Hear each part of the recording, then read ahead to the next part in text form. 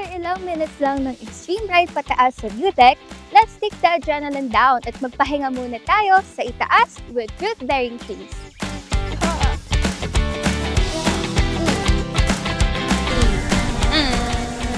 Paakyat na tayo. And sabi nila dyan doon sa itaas, they have a lot of fruit-bearing trees. So, check natin. Tama? Diba? Alright, malapit na tayo sa itaas. Daming flowers.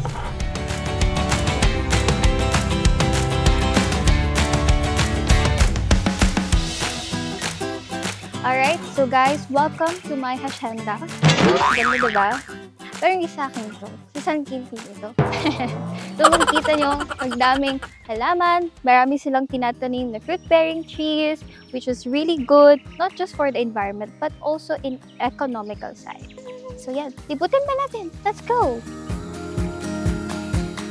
I-check ba natin yung iba nilang tanim hanggang sa dulo? Lawak. Daming tanim dito. Actually, nakatanim na tayo dito ng more than 10,000 fruit-bearing trees. May mga naitanim din po kami mga naras galing po sa mga iba't ibang agencies po natin.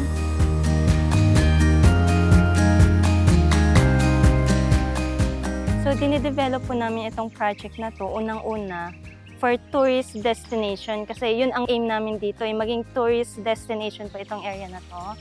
And pangalawa is para matulungan namin yung communities, para magkaroon sila ng trabaho. Kaya naisip po namin na i-enhance po yung mountain.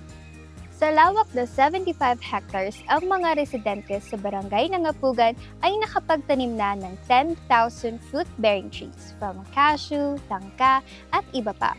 Can you imagine that? 10,000!